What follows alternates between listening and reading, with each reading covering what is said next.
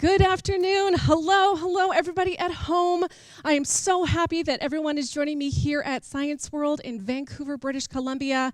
This is going to be our first live stream of a center stage show, really the heart of us here at Science World, and I'm really excited to be able to be coming to all of your homes. Now, before I continue, I would like to acknowledge that Science World is here located on the traditional and unceded territories of the Musqueam, Squamish, and Tsleil-Waututh. Now, what I'm going to be doing today is delivering some of my absolute favorite science demonstrations. Many of them have to do with air. Now, one of the reasons I'm talking about air is because we here at Science World encourage you and are practicing responsible social distancing. So, this is something we've been doing a lot here at Science World. We have a big red area in front of our stage which encourages people to stay back from our performers in general, and I'm really excited to be able to be continuing in the ways that we do this. Now, speaking of air, does anyone know what air is? I know you can't answer me, but I want everyone to take a really big, deep breath in. All together. And then out. And then again in. And then out. So you are breathing in air. Air is everywhere. Air is all around us. Air is really incredible because air fills things, and air also puts pressure. These are pretty cool. Now, to feel air really quickly, I'm going to get everyone to put your arms out. Everyone show me arms out all together. And then I want you to start very slowly moving your arms back and forth. Now, you should start to feel something moving over your arms, and that's wind. So as we move, we are able to feel that air. Now, I want you to go faster, and then hands together. Oh, thank you very, very much. So early in the show, too. I appreciate it. Air. So, air is all around us. And to show you the way that air fills things, I am first going to show you my vacuum chamber. Now, here at Science World, I have lots of different, I know I'm off stage at the moment, we have lots of different things that we want to plug in. But because we have so many bits and pieces, we also want to make sure that nothing is plugged in at the same time as something else. So this is my vacuum chamber. Now, air is everywhere. It's all around us, but there's a few places where air isn't. Can anyone think of any? I want you to look at the person who you're sitting next to and give them an example of where there is no air. Can you think of any? Some examples might be space. Other examples might be under the water in the ocean. Speaking of the ocean, I'm going to call up one of my lovely volunteers to help me out with this next demonstration. Here we have our friendly neighborhood pufferfish. So my pufferfish is going to help me out over here, and what we're going to do is I'm going to show you the way that air pushes on things. Right now, this vacuum chamber is off, and I have a lot of air that's able to be inside this dome here. When I place it down, really easy to lift it on and off. What we're going to do, me and my pufferfish, is we are going to turn on this vacuum pump, and we're actually going to remove the air from this chamber. This is what happens.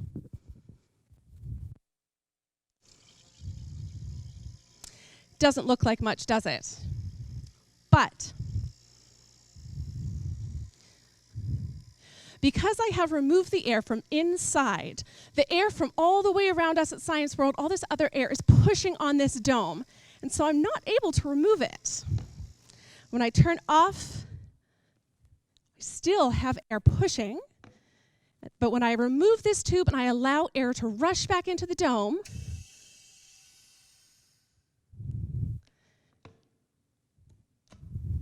it makes it a lot easier to remove. Now, I talked about being underwater. So I have my pufferfish, and I'm going to place our friendly neighborhood pufferfish inside of my dome. And we're going to see what happens. Now, does anyone have any ideas of what is inside this balloon? It is a balloon, not really a pufferfish. It's air. So I blew up this balloon with the air from my lungs, so it's filled up with air. Now, if you've ever had a balloon, they stay filled for a really, really long time. So air is not going to be able to be removed from this balloon very easily. So let's see what happens when I remove the air from the chamber around it. Does anybody have any predictions? One more time, look at the person next to you and tell them what you think is going to happen. Okay, so we're going to do this all together. I want you to call out with me on the count of 3. So we'll go 1, 2, 3. 1, 2, 3.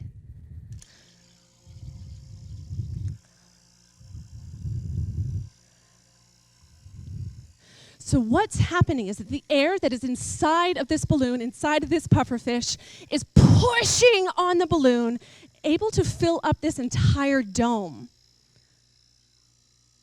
I think that's pretty cool. Yellow is also my favorite color, so this makes me pretty happy. Now, one more time to really get a good turn off this vacuum pump. So right now, our balloon is staying as it is. It's still filling up this dome. However, when I allow air to go back into the dome, let's see what happens. Our friend pufferfish is able to go back to its original shape, which is pretty great. So I'm going to move my pufferfish over to the side, because now what I'd like to do is I'd like to talk a little bit about, again, more of the ways that air moves. Because air moves in a pretty specific way and a pretty specific shape. Now to do this, I am going to bring out something called an air cannon. Oh, that was loud, and I'm sorry. For anyone who's ever been here at Science World and visited our Eureka Gallery, this is something that you're probably pretty familiar with. We have a much, much bigger version up in the gallery. This we call an air Zuka. Now, this isn't going to stand out very much. You're not going to be able to see too much yet, but when I am able to when air goes out of this really quickly, I'm able to pull it back, air shoots out. And although you can't see, it actually moves in a very specific way. So I have a little balloon mouse that's going to help me volunteer for this next demonstration, as I just show you how the air moves. Do you want to see what it looks like? Do you want to have an idea? I have over here, I have some artificial fog. Now this artificial fog, oh, there we go. It wasn't quite warmed up, but here we are. Now this artificial fog helps to demonstrate the shape that the air moves.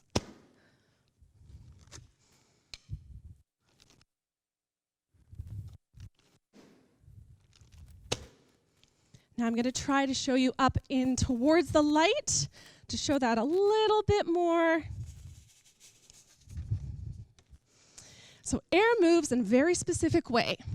It's called a toroidal vortex. So this is the way the air moves, and there's high pressure and low pressure acting upon it, so you get a little bit of a donut. I'm going to see if this acts upon our mouse as well. So that's pretty neat. And as I go through, it's a little hard. I don't know if you can see it from home, but I still think it's pretty beautiful. The way the air moves, and it's really consistent. It makes me hungry. It makes me want a donut as well, because that's what a toroidal vortex is. It's shaped a bit like a donut, which is pretty cool. Now, I've shown you how things move. And I want to talk about my absolute favorite thing here at Science. And this is the Graaff Generator. Many of you may have seen this before, and it is my absolute favorite thing. Now this is talking about electric current. Now there's lots of different ways that we talk about electricity and the way that electricity helps our lives. So many of you are probably watching this on a phone or at home on a computer. And in order for your phones to work or your computers to work, they need to be plugged into the wall at some point, don't they? It's because they're able to move and hold batteries and able to produce the electricity that helps us to do things. Now this Graaff generator, it is going to help me with something called static electric charge. Now everything around us, so all of the molecules around us are made up of smaller pieces called protons, neutrons, and electrons. Electrons are negatively charged. Now, things that are negatively charged don't like to be around other things that are negatively charged. In the same way that things that are positively charged, like protons, don't like to be around other things that are positively charged. So, I've asked my handy-dandy balloon dog here to help me demonstrate what happens. Right now, I'm going to see if I can transfer electrons from me into this balloon animal. Pretty easy. This is actually something you can probably try at home. If you have just a regular balloon, you can try this out. Is my hair standing on end? So what's happening is that I am now becoming me and the balloon. One of us is more negatively charged, the other is more positively charged, and positive and negative are opposite, and they attract. Whereas things that are the same repel. So to show you how they repel, I'm going to use my Graaff Generator, and I'm going to use my balloon lion. I think he's pretty cool. He hasn't had a haircut for a pretty long time, but there's his mane going pretty far. So what we're going to do is this Graaff Generator, when I turn it on,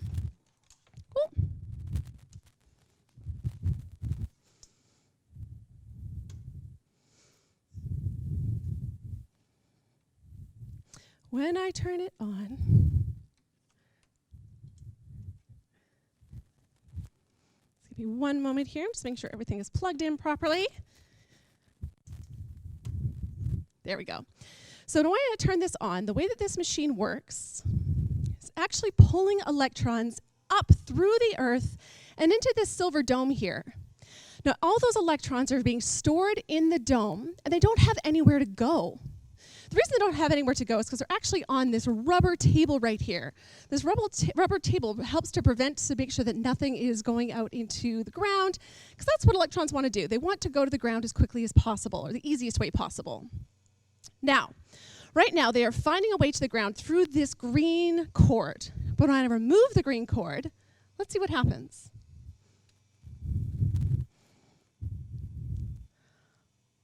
Kind of back, I'm just going to see if this helps.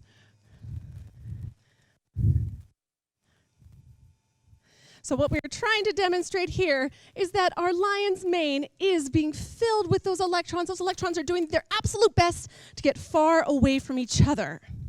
Let's see if we can demonstrate this another way. So I'm going to turn this off. Thank you so much, Lion. I very much appreciate your help. So what I'm going to try to demonstrate this a little bigger, some pie plates. I had some pie last night. It was pretty delicious. It was homemade. Let's try this out. So again, we have all the electrons are going through this wire, but when I remove the wire,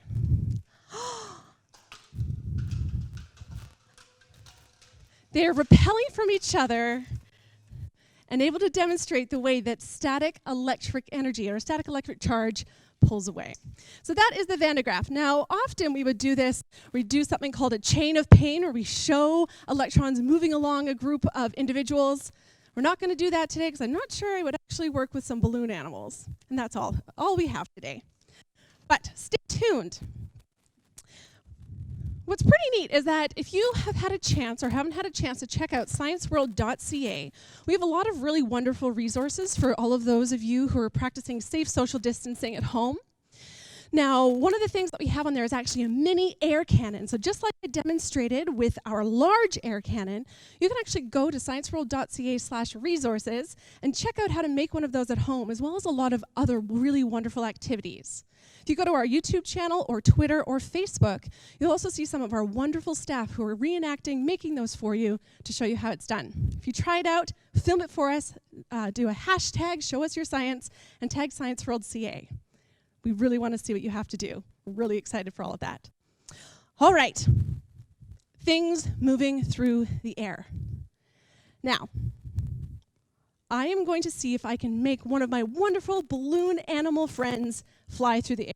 Do you think it's possible? Let you think. To do that, I am going to use a rocket ship. Now, I don't have an actual rocket ship, as you probably know, but we are going to do the next best thing, and I actually have a bottle rocket.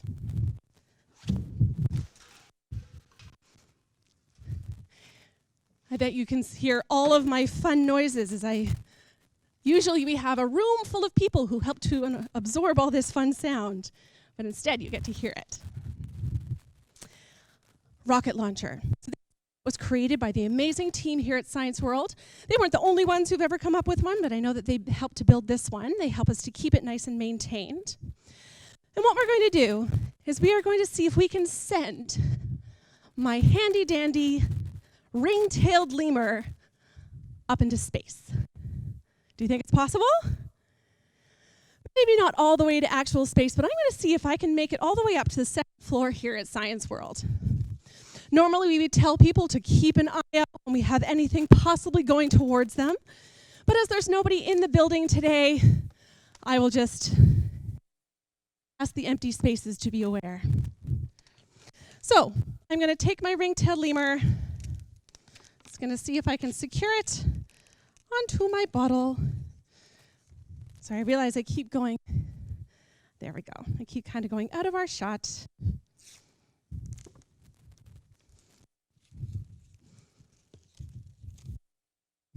Now, what this demonstration is going to help to demonstrate is Newton's third law. You've probably heard of Newton, pretty famous scientist. And what Newton's third law tells us is that for every action, there is an equal, opposite reaction. Now, I've been talking a lot about air, and you can see how much pressure. There's pressure that's exerted on the dome, it's exerted on us, but air itself isn't that heavy.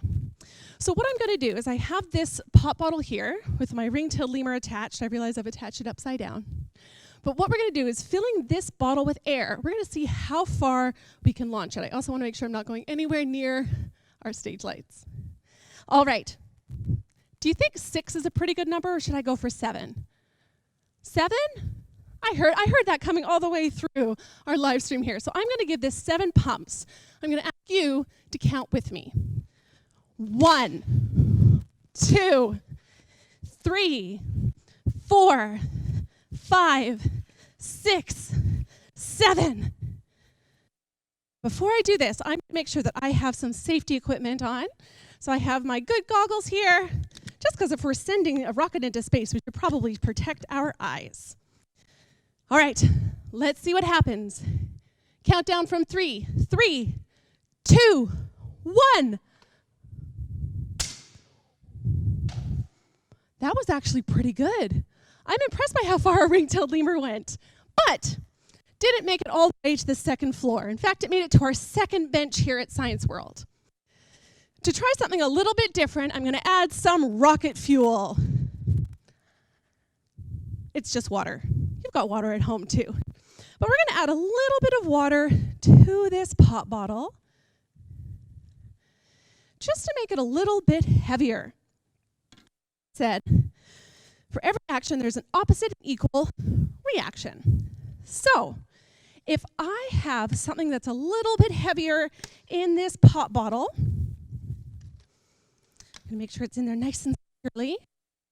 So it's a little bit heavier. And then I'm going to put air in. When I release this handle, which is what I did before, the air then wants to come out of the bottle. We also have water. So we saw that how fast the air came out and how far we went with just air. So I want you to think about it. If I have something that's heavier, happen. I bet you're these predictions already because we've been trying them out. But let's do this again together. We're going to count 7 once more. Let's make sure this is nice and lined up. There we go. And 1. You can see the air going into the water. 2, 3, 4, 5, 6, 7. Oh, that's hard. If you've ever tried to pump up a tire on your bike, you might know kind of what that feels like. All right. So we're going to do this together, counting down from 3. All together, I want to hear your voices all the way through wherever you are. 3, 2, 1.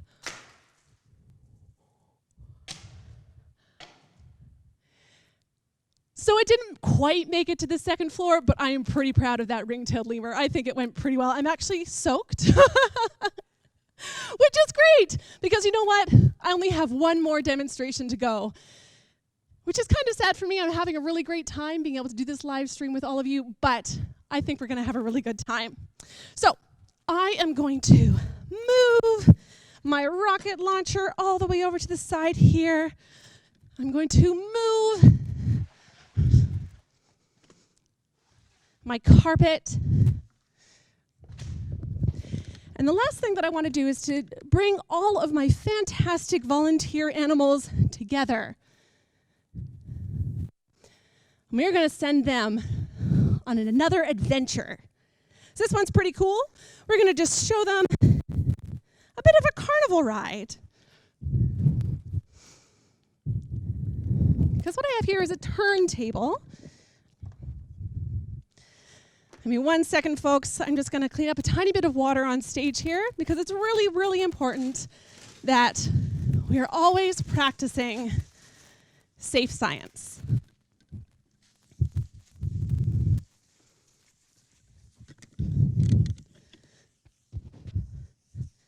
All right.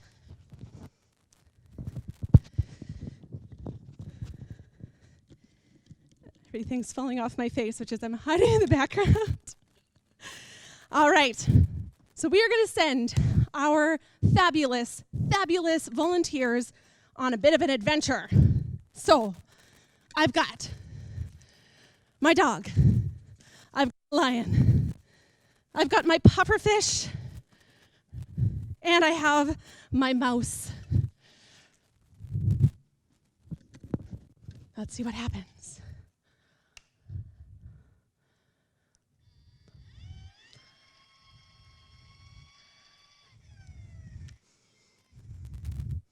Okay, that's not very exciting.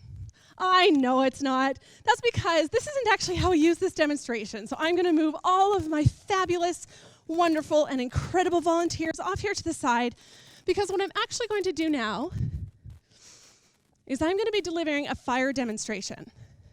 Now, this is something that's really, really important, and I want everyone to listen to me very carefully. Fire is very dangerous, and you should not do any kind of fire demonstration at home. Fire demonstration should only be done by a trained adult, like me, because fire is dangerous. So I'm going to be doing a fire demonstration, but to do this demonstration, I have all of the appropriate safety gear. So you saw my super safety goggles here. I've got fire gloves here. I actually have 2 different fire extinguishers. I have a fire blanket that's over at the side that you can't see. I have baking soda, and I have sand. Because with fire, in order for it to burn, it needs 3 things. It needs a fuel, it needs oxygen, which is in the air that's all around us. I know that you knew that. And it also needs heat. Another important thing, when you do any kind of fire demonstration, you have to make sure you're protecting yourself. Oh, I just lost my hair elastic. Luckily, we have lots of safety elastics backstage here at Center Stage. So, I'm going to make sure that my hair is safe and out of my eyes, which is pretty fun. And I'm also going to put on my safety lab coat here. Now, if you were here at Science World with me, I would be making sure that you made sure I kept all of my safety things together. If I started to do a demonstration without my goggles, I would tell you to get me to stop without my goggles. If I started to do a demonstration without my gloves, I would tell you to tell me to stop without my gloves. So I just have to make sure I'm being super, super careful. So I've got my gloves, I've got my goggles, I have all of my safety gear all around me. So what I need is a fuel. I've already got this oxygen. So for this demonstration, I'm going to be using a liquid fuel. And this is actually why I don't have water on the stage with me anymore, because if you have a liquid fuel, you don't want to use water to put it out, because that will actually just spread it. So that's why I have my sand and my baking soda and the other things that would help me to remove any oxygen if that's what were to happen. So I've just put a small, very, very small amount of my fuel. And as you'll notice, my fuel is actually really far away from the demonstration that I'm doing, because I want to make sure that we're being safe and keeping it to the side. Now, I have my gloves and all my safety gear. Now I have a match.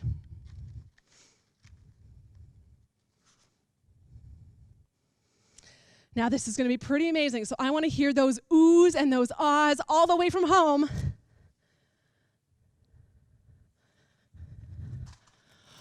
Ooh. Ah. Oh, thank you, everybody. I can hear you now. That's fantastic. Okay. Now I'm going to turn this on and we're going to see what happens. Now again, this fire is burning because we have heat that came from the match. We have a fuel and oxygen in the air all around us. So we have a little bit of a flame there, but it's actually it's not very big. It's not very big for a really big final show presentation. So what I'm going to do is I'm going to add this wire cage here. Now this wire cage helps us to train and show the air, helps us to manipulate the air and have it move in a very specific way. So as we do this, there is a little bit more of a flow. And there we have a fire tornado. I know I can hear the cheers at home. It's really great. Now I'm going to show you the second best thing you are going to see today. You are going to see a backwards fire tornado.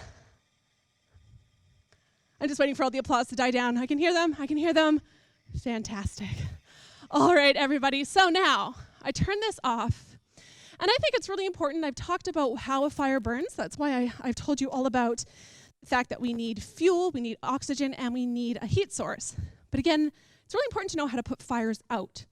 So to put this fire out, I'm actually just going to get rid of the oxygen source using all this sand. A whole bunch of sand here. So we're going to do this in a 3, 2, 1. Ta-da! Everybody, thank you so much for tuning in to our very first live stream Center Stage show. Now, Science World may be closed, but all of our team members here are still really hard at work. Now, with this loss of our revenue stream, it's actually very difficult for us as a charity. So if you have the ability to donate, I ask you to go to scienceworld.ca/donate so that we are able to continue to inspire dreams and ignite wonder for years to come. In the meantime, thank you all so much for tuning in and joining me. I hope you're all at home and healthy, and I look forward to seeing you back at the Dome. Good afternoon, everyone.